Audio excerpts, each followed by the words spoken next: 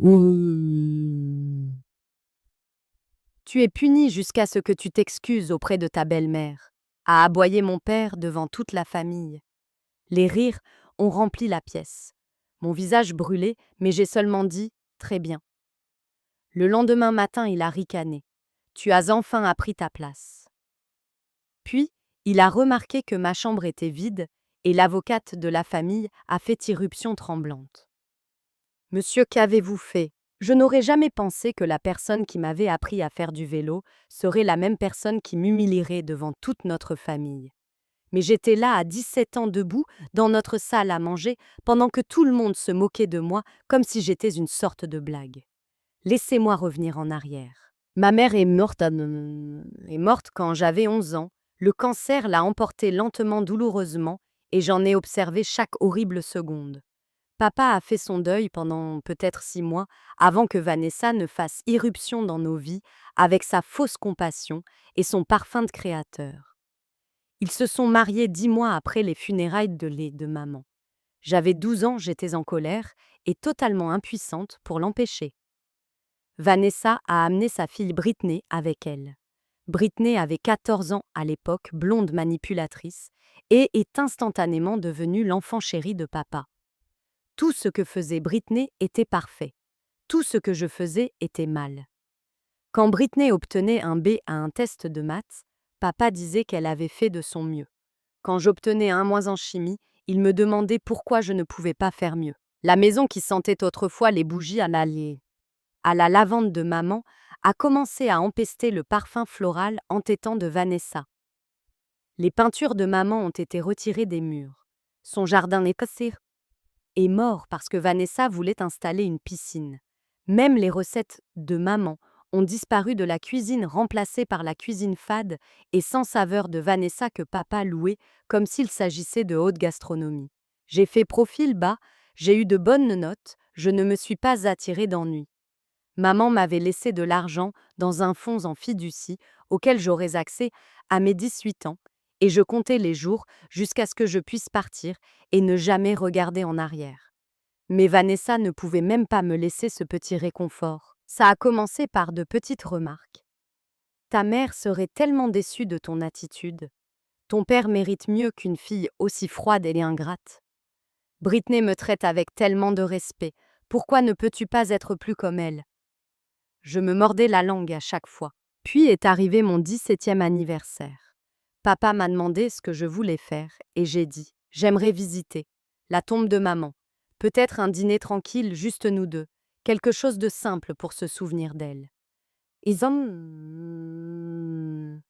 Vanessa l'a entendu et a piqué une crise. Comment osais-je l'exclure de mon anniversaire? Comment osais-je tout ramener à ma mère morte? Papa a cédé immédiatement comme il le faisait toujours. Mon anniversaire est devenu un dîner de famille dans un restaurant chic où Vanessa a tenu la cour, en parlant d'elle-même tout le temps.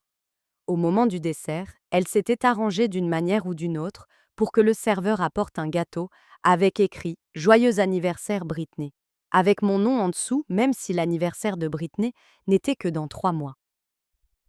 J'ai pensé que ce serait bien de célébrer mes 2 filles, a roucoulé Vanessa. Papa lui a souri d'un air radieux. C'est tellement attentionné, chérie. Britney m'a fait un sourire en coin de l'autre côté de la table. Elle savait exactement ce que c'était. Je devrais mentionner que je travaillais à temps partiel dans une librairie locale depuis mes 16 ans. Chaque chèque de paie allait sur mon propre compte d'épargne, auquel papa n'avait pas accès. J'avais réussi à économiser environ 4 000 $ en budgétisant soigneusement chaque centime. Ce n'était pas grand-chose, mais c'était à moi mon fonds de fuite. 3 semaines après le désastre de mon anniversaire, je suis rentrée de l'école pour trouver papa et Vanessa, qui m'attendaient dans le salon avec des expressions sérieuses. Nous devons parler de ton fonds pour l'université, a dit papa. Mon estomac s'est noué. Qu'est-ce qu'il y a avec ça? Ton père et moi en avons discuté, est intervenue Vanessa de sa voix dégoulinante de fausse douceur. Nous pensons qu'il serait juste de diviser le fonds en fiducie de ta mère entre toi et Britney. Après tout, nous sommes une famille maintenant, et Britney mérite les mêmes opportunités que toi. Je les ai dévisagés. Cet argent vient de maman pour moi. C'est une fiducie légale que ton père peut demander à modifier en tant que ton tuteur, a rétorqué Vanessa, abandonnant son attitude douce. Britney veut aller dans une école de design et c'est cher. Tu es intelligente. Tu auras des bourses. Britney a plus besoin de cet argent que toi. Papa fuyait mon regard. C'est la bonne chose à faire. Ta mère voudrait que tu partages. C'est alors que quelque chose s'est fissuré en moi. Pas brisé, fissuré comme un pare-brise, avec un petit éclat dont on sait qu'il finira par se propager en toile d'araignée sur toute la surface. Maman a laissé cet argent pour moi, ai-je dit doucement. Elle a mis en place ce fonds spécifiquement pour mon éducation et mon avenir. Vous ne pouvez pas simplement le donner à Britney. Nous ne lui donnons pas tout, a finalement dit papa en me regardant. Juste la moitié, c'est juste.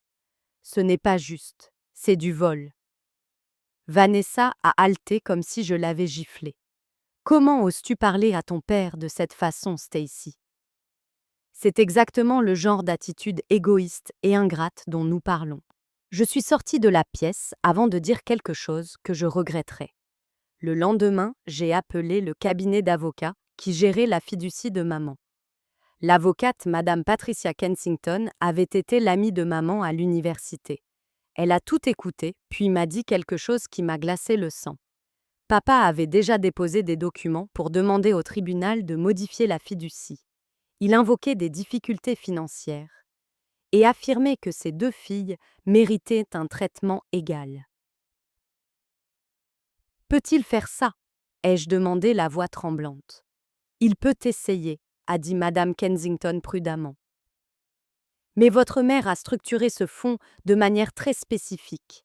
Elle a inclus des clauses qui empêchent toute modification, sauf dans des circonstances extrêmes. Votre père devrait prouver de véritables difficultés financières, ce dont je doute qu'il soit capable étant donné ses revenus. Cependant, les batailles juridiques prennent du temps et de l'argent. Même s'il perd cela pourrait bloquer le fonds pendant des années. Je me sentais malade. Que puis-je faire pour l'instant? Documenter tout, chaque conversation, chaque exigence.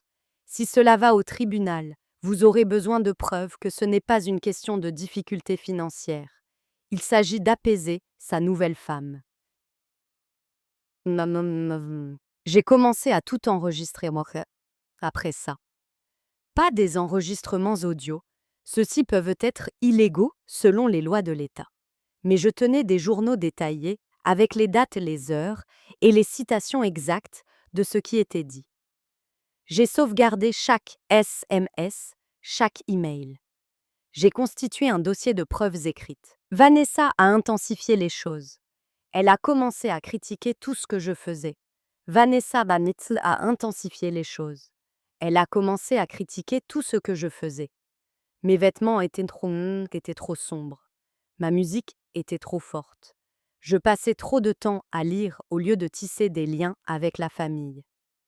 Elle se plaignait que je ne l'appelais jamais maman, comme si j'allais un jour trahir ma vraie mère de cette façon. Britney s'est jointe au harcèlement. Elle empruntait mes affaires sans demander et me les rendait abîmées. Elle mangeait mes restes dans le frigo et le niait. Une fois, elle a fouillé dans ma chambre et a trouvé le journal où j'écrivais sur maman mes souvenirs et sentiments privés. Elle l'a montré à Vanessa qui l'a montré à papa. Papa a jugé inquiétant et obsessionnel que je m'attarde encore sur le passé. Il a suggéré une thérapie, ce qui aurait pu être raisonnable, sauf qu'il a choisi un thérapeute recommandé par Vanessa, une de ses amies, qu'elle avait déjà monté contre moi. Je suis allée à une séance. La thérapeute a passé toute l'heure à parler des dynamiques des familles recomposées et de la façon dont je devais abandonner mon ressentiment et accepter ma nouvelle réalité.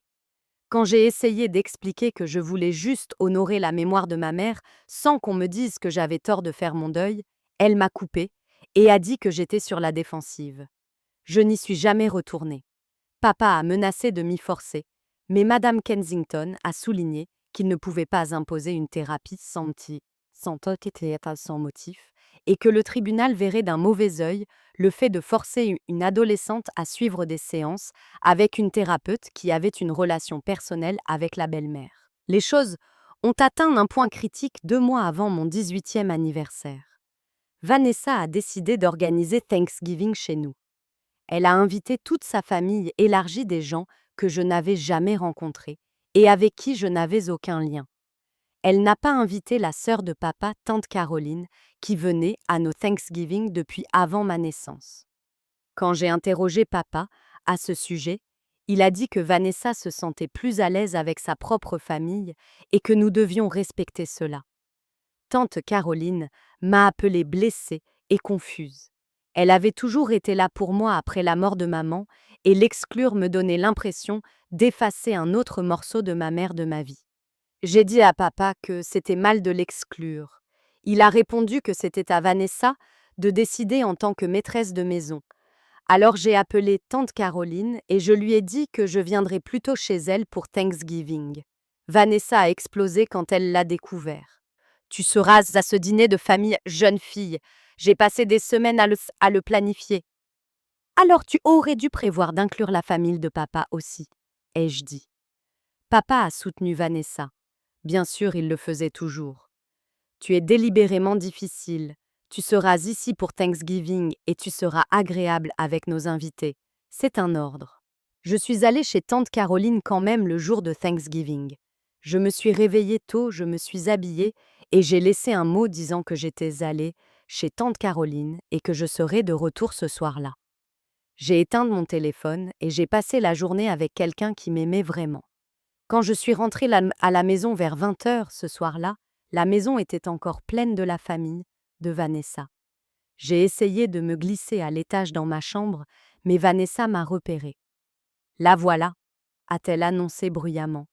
La petite peste ingrate qui n'a même pas daigné se présenter pour le Thanksgiving en famille. Tout le monde s'est tu. Je pouvais sentir des dizaines d'yeux sur moi. Papa est apparu de la cuisine, le visage rouge. Où étais-tu ? Je te l'ai dit chez tante Caroline. Tu m'as délibérément défié, a-t-il dit, la voix montant. Tu as embarrassé ta belle-mère devant toute sa famille. J'ai passé Thanksgiving en famille, ai-je dit doucement. Tante Caroline, c'est la famille. C'est ridicule, a lancé Vanessa. Elle doit apprendre le respect. Oblige-la à s'excuser. J'ai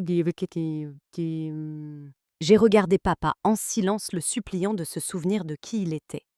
Le père qui m'emmenait à la pêche, qui m'aidait à faire mes devoirs, qui me tenait pendant que je pleurais après la mort de maman et qui m'avait promis qu'il serait toujours là pour moi. Cet homme avait disparu. « Excuse-toi auprès de ta belle-mère » a exigé papa. Pourquoi ? Pour avoir manqué de respect à cette famille. Vanessa s'est agrippée au bras de papa. Elle est toujours comme ça, si haineuse, si rancunière. J'ai tellement essayé de tisser des liens avec elle, mais elle me le jette à la figure à chaque fois. Elle avait les larmes aux yeux. J'admirais presque la performance. Plusieurs parents de Vanessa ont murmuré avec compassion. Ils voyaient exactement ce qu'elle voulait qu'ils voient. Une adolescente difficile et ingrate et une pauvre belle-mère faisant de son mieux. Britney se tenait derrière Vanessa en affichant le sourire en coin le plus satisfait que j'ai jamais vu. « Excuse-toi » a répété papa. « Non. » Le mot flottait dans l'air comme de la fumée. La mâchoire de papa s'est crispée, puis il a dit les mots qui allaient tout changer. « Tu es puni jusqu'à ce que tu t'excuses auprès de ta belle-mère. » Des rires ont parcouru la famille de Vanessa. De vrais rires, comme si c'était une pièce de théâtre divertissante pendant le dîner. Quelqu'un a marmonné « Les ados, j'ai pas vrai ?» Une autre personne a dit « Mes enfants ne s'en tireraient jamais avec une telle attitude. » Mon visage brûlait. Je ne m'étais jamais sentie aussi petite, aussi humiliée, aussi totalement impuissante. Mais j'ai regardé mon père dans les yeux et j'ai dit très calmement « Très bien. » Puis je suis montée dans ma chambre. Je pouvais entendre Vanessa profiter de l'instant, en bas jouant probablement la victime encore plus fort maintenant. Je m'en fichais. J'ai fermé ma porte, je me suis assise sur mon lit et j'ai sorti mon téléphone. J'avais 37 appels manqués et 2 fois plus de textos de papa, tout menaçants et en colère. Je les ai supprimés sans lire la plupart d'entre eux. Puis, j'ai appelé Madame Kensington. Il était tard un jour férié, mais elle m'avait dit d'appeler n'importe quand si les choses tournaient mal. Elle a répondu à la 3e sonnerie. Parlez-moi. Je lui ai tout raconté, chaque mot de la confrontation, chaque détail. Quand j'ai eu fini, elle est restée silencieuse pendant un long moment. Puis, elle a dit: Dans combien de temps pouvez-vous être prête à partir? Partir. Vous avez presque 18 ans, vous avez vos propres économies. Votre père a créé un environnement de vie hostile et il tente de voler votre héritage. Nous pouvons demander une émancipation anticipée, mais honnêtement, à 17 ans. Et dis-moi, il serait peut-être plus rapide de simplement vous retirer de la situation et de vous laisser sortir de sa garde avec l'âge. Avez-vous un endroit sûr où aller? Chez tante Caroline. Appelez-la ce soir. Demandez si vous pouvez rester jusqu'à votre anniversaire puis commencer à faire vos valises. Mes mains tremblaient. Il ne le permettra jamais. Il n'a pas à le faire. Vous ne fuguez pas. Vous vous retirez d'une situation de violence psychologique avec l'aide de votre famille et d'un conseiller juridique. Je m'occuperai de votre père. Mettez-vous simplement en sécurité. J'ai appelé tante Caroline. Elle n'a pas hésité. Fais tes valises. Je viens te chercher. Il est tard. Sa maison est pleine de monde. Je m'en fiche. Emballe ce qui compte le plus. Nous récupérerons le reste plus tard si nécessaire. Je n'avais jamais fait de mes valises aussi vite de ma vie. Vêtements, ordinateur portable, documents importants, photos de maman, les bijoux qu'elle m'avait laissés, les informations de mon compte d'épargne. Tout tenait dans 2 sacs de sport et un sac à dos. Je pouvais encore entendre cette fête en bas. La voix de Vanessa s'élevait au-dessus des autres, se plaignant probablement encore de moi. Tante Caroline m'a envoyé un texto quand elle est arrivée. J'ai attrapé mes sacs, jeté un dernier regard à ma chambre, la chambre dans laquelle j'avais grandi, où maman me lisait des histoires avant de dormir, et je suis sortie. Je suis descendue, choquée, jusqu'à la porte d'entrée avant que papa ne le remarque. Où crois-tu aller? Tout le monde dans la salle à manger s'est tourné pour regarder à nouveau. Chez Caroline, ai-je dit. Je vais rester avec elle, je vais rester avec elle. Le visage de papa est devenu violet. Sûrement pas, tu es puni, remonte dans ta chambre. Je pars. Il s'est avancé vers moi, mais Vanessa lui a attrapé le bras. Laisse-la partir, a-t-elle dit doucement. Si elle veut être ingrate, laisse-la voir à quel point elle était bien ici. Papa l'a repoussée. Tu ne prends pas ces sacs. Tout ce qui est dans cette maison m'appartient. Ce sont mes effets personnels, ai-je dit.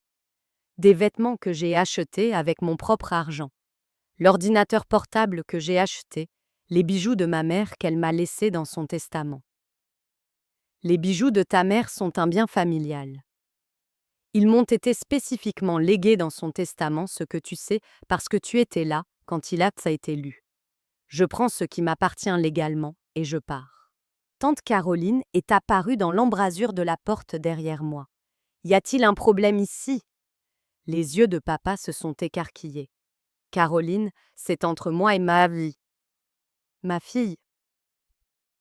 Ta fille m'a appelée en pleurant parce que tu l'as humiliée publiquement pour avoir voulu passer Thanksgiving avec moi. Maintenant, elle a demandé à rester avec moi et j'ai accepté. Elle a 17 ans, elle est assez grande pour choisir où elle veut vivre. Soit tu la laisses partir paisiblement, soit j'appelle la police et nous pourrons discuter de ta tentative de retenir son héritage légal et de la forcer à rester dans un environnement émotionnellement abusif. La pièce est déliée et devenue d'un silence de mort. Papa avait l'air d'avoir été giflé. Émotionnellement abusif, je lui ai tout donné. Tu as remplacé sa mère, volé son héritage, Pour le donner à ta belle-fille, tu l'as isolé de sa famille, et ce soir tu l'as humilié devant des étrangers pour faire plaisir à ta femme. Tante Caroline a dit: ce n'est pas de l'amour, c'est du contrôle. Vanessa s'est avancé, son masque tombant enfin. C'est une enfant gâtée qui doit apprendre sa place dans cette famille. C'est une enfant qui a perdu sa mère et qui a ensuite perdu son père aussi, a rétorqué tante Caroline. Viens ma chérie, on s'en va. Je suis sortie sans me retourner. Papa nous a suivis dans l'allée, criant des menaces, d'appeler la police pour la garde sur le fait que j'allais le regretter. Tante Caroline l'a ignoré, m'a aidé à charger mes sacs dans sa voiture et est partie. Je n'ai pas pleuré jusqu'à ce que nous soyons à mi-chemin de chez elle. Puis, je me suis complètement effondrée. Tante Caroline n'a pas essayé de me réconforter avec des mots vides. Elle a juste tenu ma main et a conduit. Le lendemain matin, je me suis réveillée dans la chambre d'amis de tante Caroline avec l'impression d'avoir été heurtée par un camion. Tout me faisait mal, ma tête, ma poitrine, mon cœur. Mon téléphone avait vibré toute la nuit. Je l'ai enfin regardé. 63 messages de papa. La plupart étaient en colère. Certains suppliaient, quelques-uns étaient des menaces. Le plus récent, envoyé à 6 heures du matin, m'a glacé le sang. Tu as fait la plus grande erreur de ta vie. Je te retire de mon testament. Tu n'auras rien. Rentre à la maison et excuse-toi ou tu es morte pour moi. Je fais une capture d'écran et je l'ai envoyée à Madame Kensington. Elle a appelé immédiatement. Parfait. Continuez à m'envoyer tout ce qui ressemble à ça. Votre père est en train de monter notre dossier pour nous. Quel dossier? Le dossier selon lequel il vous manipule financièrement et émotionnellement. Chaque menace, chaque exigence, chaque tentative de vous contrôler par l'argent, tout cela soutient votre position selon laquelle il n'agit pas dans votre meilleur intérêt. Maintenant, j'ai besoin que vous fassiez quelque chose. Ne lui répondez pas du tout. Peu importe ce qu'il dit, peu importe à quel point il menace ou supplie, n'interagissez pas. Laissez-le montrer à tout le monde exactement qui il est devenu. C'était brutal. Papa envoyait message après message. Il a essayé la colère. Rentre à la maison maintenant ou tu n'es plus ma fille. Il a essayé la culpabilité. Ta mère aurait honte de toi. Il a essayé la corruption. Rentre et j'oublierai que c'est arrivé. On peut s'arranger avec le fond, en fiducie.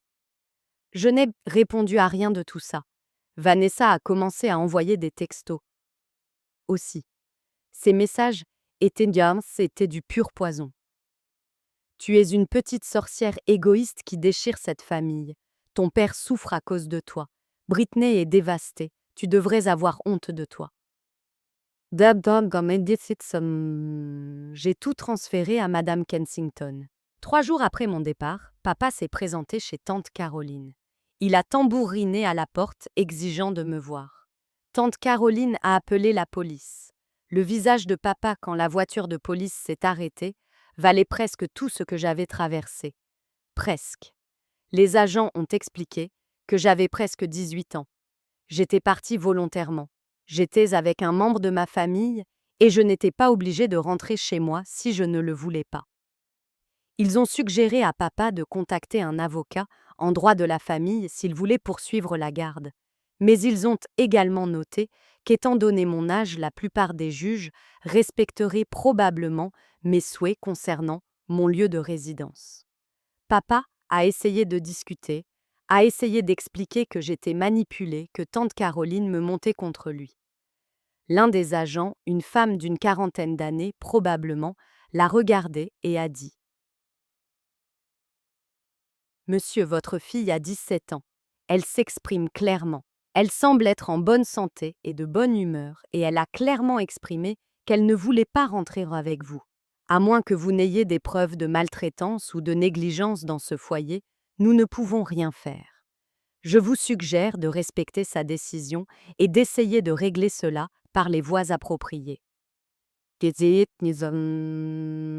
Papa est parti, mais non sans avoir crié assez fort pour que tout le quartier l'entende. Tu gâches ta vie. Ne viens pas pleurer vers moi quand tu réaliseras ce que tu as fait. Isanish, ce même rôle. Le lendemain matin, Madame Kensington a appelé avec des nouvelles. La requête de votre père pour modifier la fiducie a été rejetée. Le juge a examiné les documents de la fiducie et n'a trouvé aucune base légale pour une modification.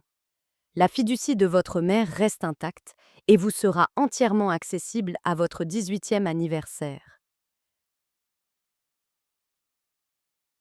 Je me suis mise à pleurer. Il ne peut pas y toucher, ai-je dit. Il ne peut pas y toucher. La fiducie est inattaquable, a-t-elle dit. Votre mère s'en est assurée. Maman m'avait protégée même après sa mort. Mais l'histoire ne s'arrête pas là. 2 semaines après mon départ, papa est revenu chez tante Caroline. Cette fois, il n'a pas tambouriné à la porte. Il a frappé doucement et a demandé si nous pouvions parler. Tante Caroline l'a fait attendre sous le porche pendant qu'elle me demandait si je voulais le voir. Une partie de moi ne le voulait pas. Une partie de moi voulait le laisser se sentir exactement aussi rejeté qu'il m'avait fait me sentir, mais j'ai accepté de lui parler. Tante Caroline est restée dans la pièce. Papa avait l'air terrible, épuisé, vaincu. J'ai fait des erreurs, a-t-il commencé. C'est un euphémisme. J'ai dit, je sais. Je sais que je t'ai laissé tomber. Après la mort de ta mère, j'étais perdue. Vanessa m'a donné l'impression que je pouvais à nouveau avoir une vie normale. Une famille complète. Je le voulais tellement que j'ai ignoré à quel point je te blessais dans le processus. Tu ne l'as pas ignoré. J'ai dit, tu l'as choisi. Chaque fois que Vanessa ou Britney étaient cruelles avec moi, tu prenais leur parti. Chaque fois que j'essayais d'honorer la mémoire de maman, tu me disais de passer à l'autre chose. Tu as essayé de voler mon héritage pour le donner à une fille qui n'est même pas la tienne. Il a tressailli. J'avais tort pour le fonds de fiducie. Je n'aurais jamais dû essayer de le modifier. Vanessa m'avait convaincue que c'était juste, mais ça ne l'était pas. Cet argent est à toi. Ta mère voulait que tu l'aies. Qu'est-ce qui a changé? Ai-je demandé. Pourquoi es-tu ici maintenant? Papa a regardé tante Caroline puis moi. Notre avocat m'a appelé hier. Il m'a dit qu'il avait vu les messages que je t'avais envoyés, les menaces de te déshériter, les exigences pour que tu rentres sous peine de perdre ta famille. Il a dit que si cela allait au tribunal, je passerais pour un parent abusif, essayant de manipuler financièrement son enfant. Il a dit que je perdrais. Et puis, il a dit quelque chose qui m'a vraiment fait réfléchir. Quoi? Il a dit, vous avez déjà perdu votre fille, la nuit où vous l'avez humiliée pour protéger l'ego de votre femme. Maintenant, vous êtes juste en train de décider si vous voulez une chance de la reconquérir ou si vous voulez rendre cela permanent. Le silence a rempli la pièce. Je ne veux pas te perdre, a dit papa, la voix brisée. Tu es ma fille, ma petite fille, et je t'ai traité comme si tu étais le problème, alors qu'en fait, le problème c'était moi.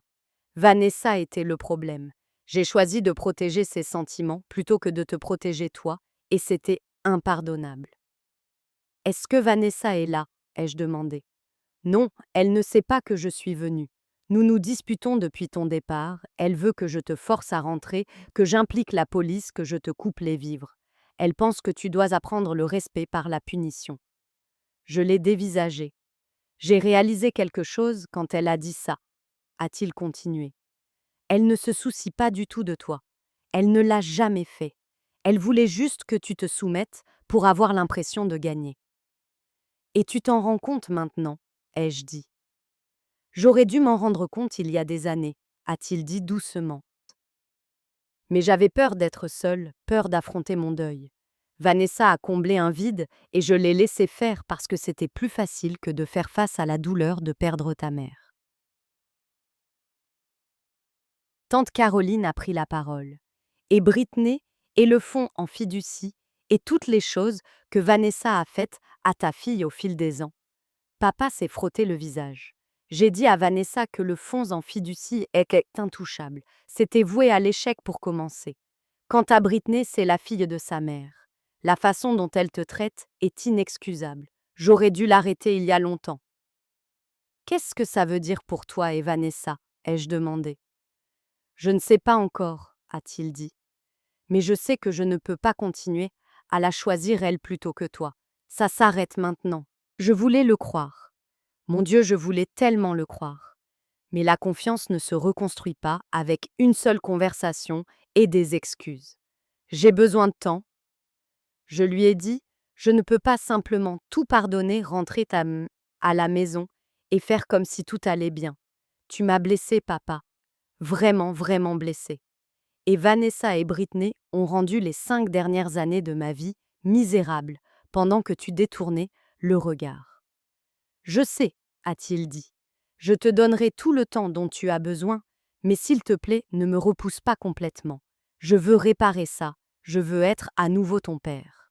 Nous avons parlé pendant encore 1 heure. Ce n'était pas beau à voir.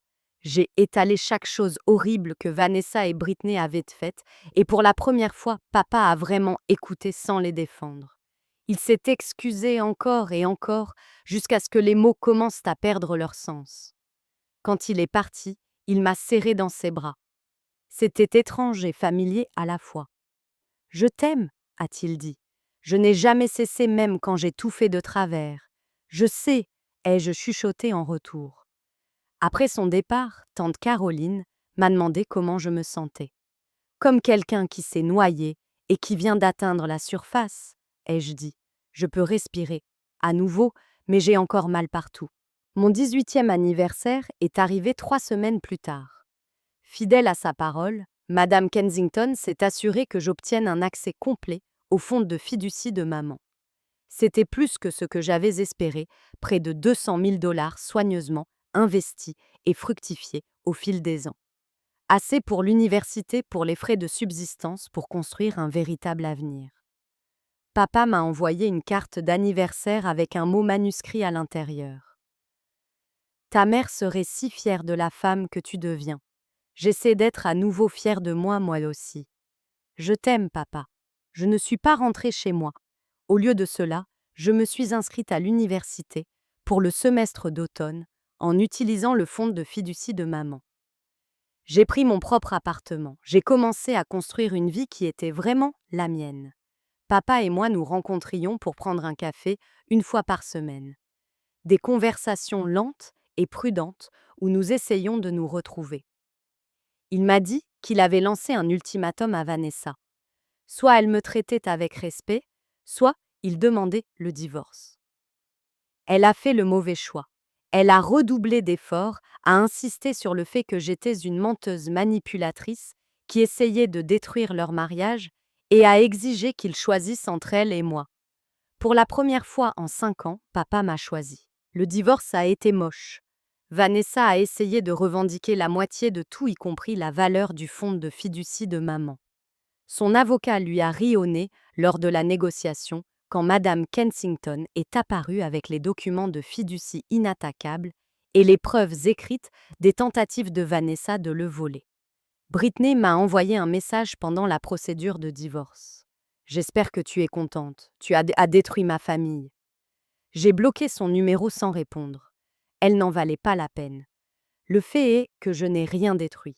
Vanessa a détruit son propre mariage en étant exactement ce qu'elle avait toujours été, une personne manipulatrice et cupide qui voyait mon père comme un distributeur de billets et moi comme un obstacle. Papa a détruit son propre mariage en se réveillant enfin et en choisissant sa fille au lieu de son ego. J'ai juste refusé de les laisser me détruire. Cela fait 2 ans maintenant. Papa et moi avons de nouveau une relation. Ce n'est pas parfait. Nous reconstruisons encore la confiance, morceau par morceau, mais nous prenons un café chaque semaine. Il est venu pendant ma semaine d'examens finaux de première année d'université et m'a apporté des colis de réconfort. Il m'envoie des textos sur des choses aléatoires qui lui rappellent ma maman, et nous partageons des souvenirs au lieu d'essayer de l'effacer. Les premiers mois après mon déménagement ont été les plus difficiles. Pas parce que ça me manquait de vivre dans cette maison. Ce n'était pas le cas, pas le moins du monde, mais parce que je m'attendais toujours à un retour de bâton. Je me réveillais au milieu de la nuit, convaincue que papa trouverait une faille juridique pour me forcer à revenir. Chaque fois que mon téléphone sonnait, mon estomac se nouait, m'attendant à un autre message menaçant ou à la voix venimeuse de Vanessa, à l'autre bout du fil. Tante Caroline a remarqué mon anxiété. Elle m'a fait asseoir un soir environ un mois après mon emménagement et m'a demandé directement si je me sentais en sécurité. Physiquement, ai-je dit, oui, émotionnellement, j'attends toujours que tout s'effondre. Elle a hoché la tête comme si elle comprenait parfaitement. Ton père était mon grand frère en grandissant. Il m'a protégé des harceleurs, m'a aidé pour mes devoirs, m'a appris à me défendre. Le voir devenir quelqu'un qui a besoin d'être protégé de lui-même a été l'une des choses les plus dures que j'ai jamais vécues. Penses-tu qu'il va vraiment changer? Lui ai-je demandé. Elle est restée silencieuse pendant un long moment. Je pense qu'il est capable de changer. Qu'il le fasse vraiment ou non dépend de sa volonté d'affronter des vérités très inconfortables sur lui-même. Certaines personnes préfèrent rester confortables dans leur dysfonctionnement plutôt que de faire le dur travail de devenir meilleures. Ces mots me sont restés. L'école est devenue mon refuge. Je me suis plongée dans mes cours, j'ai rejoint des groupes d'études, j'ai fait du bénévolat dans un centre de jeunesse local. Être occupé signifiait moins de temps pour sombrer dans l'anxiété de ce que papa et Vanessa complotaient ensuite. Cela signifiait aussi que je commençais à construire une vie qui n'avait rien à voir avec eux. Je me suis fait des amis qui ne savaient rien de mes drames familiaux. Pour eux, j'étais juste une autre étudiante de première année, essayant de comprendre la vie. C'était rafraîchissant d'être perçue comme une personne à part entière, au lieu d'un problème à gérer ou d'une victime à plaindre. L'une de mes professeurs, le docteur Miranda Chen, donnait un cours de psychologie sur les systèmes familiaux.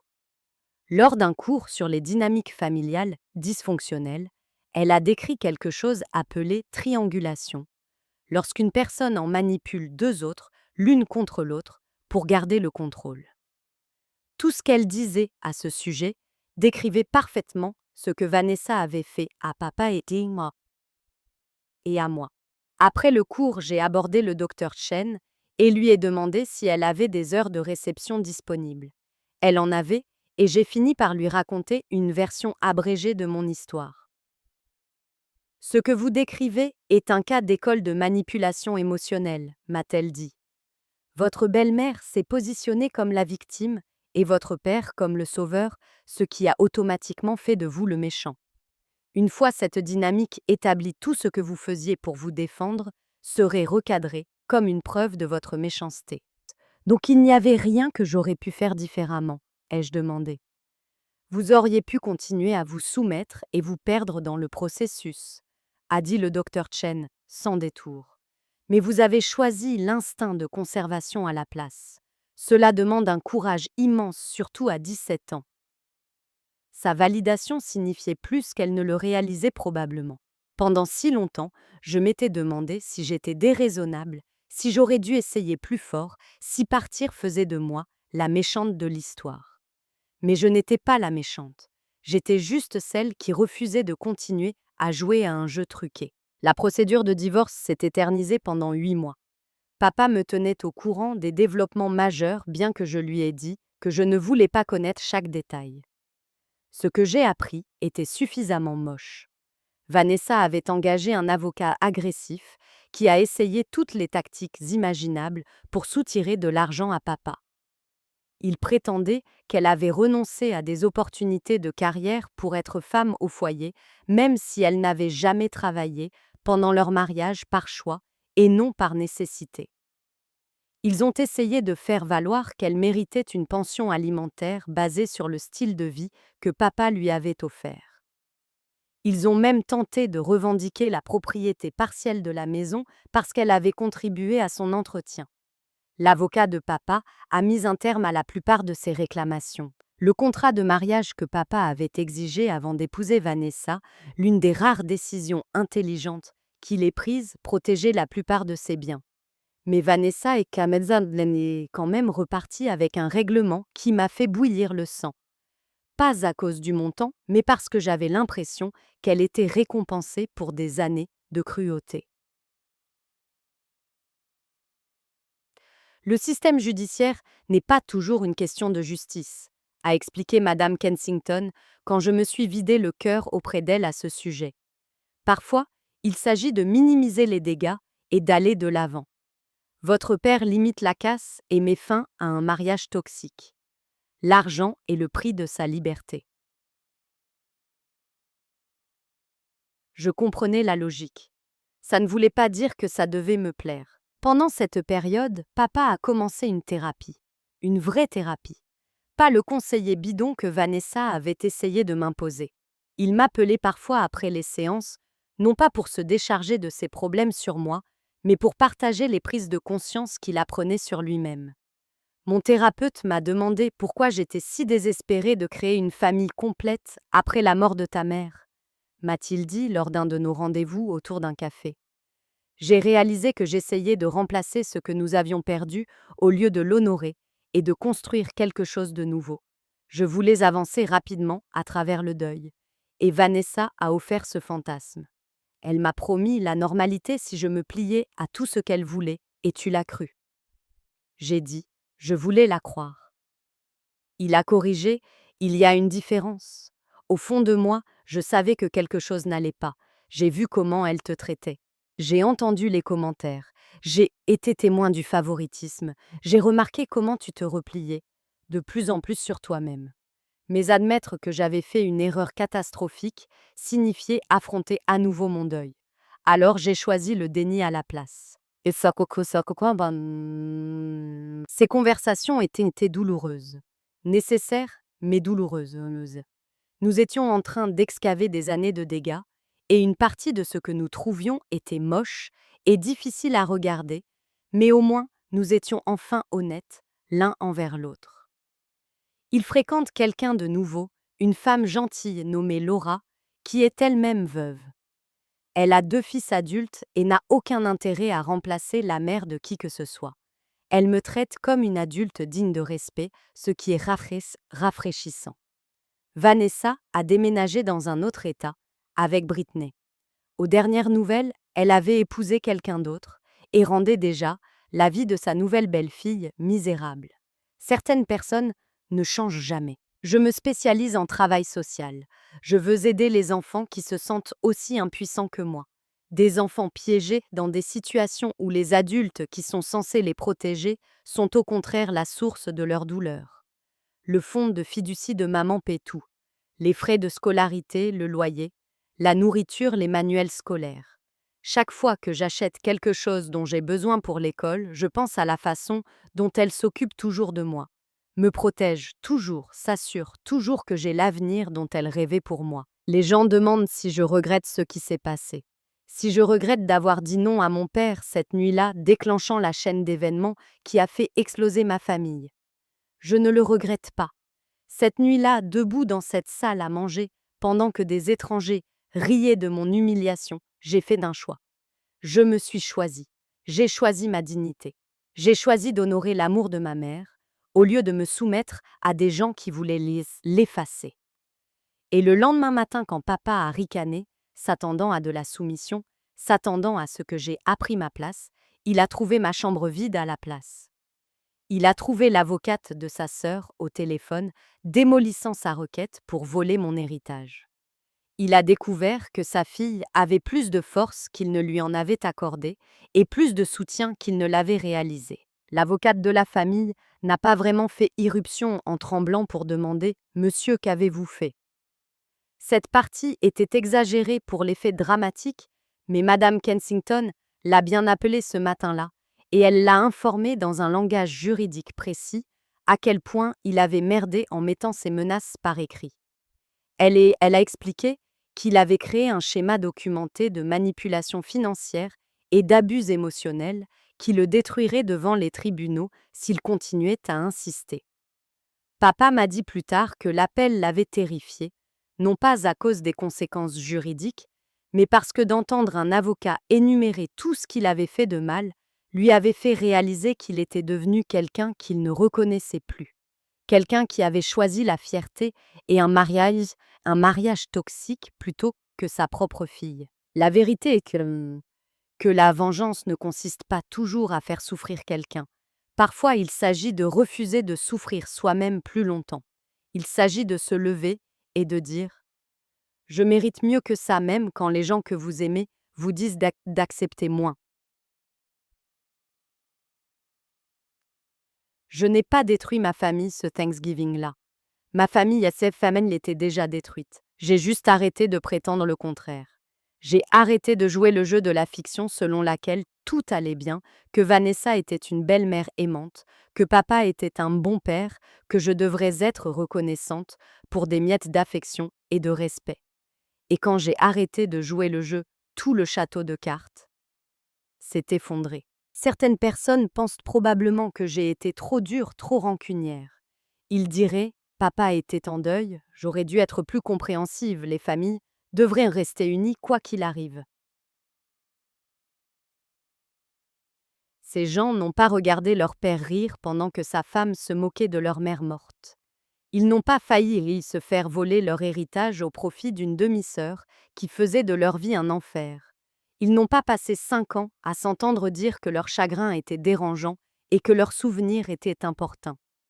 J'ai donné des chances à papa, tellement de chances. Je me suis mordu la langue pendant des années de manque de respect et de rejet.